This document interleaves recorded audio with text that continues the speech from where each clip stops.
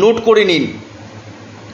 বুধবার বছরের শেষ এবং অন্তিম চন্দ্রগ্রহণে 5 রাশির লটারি প্রাপ্তি নিশ্চিত হতে চলেছে।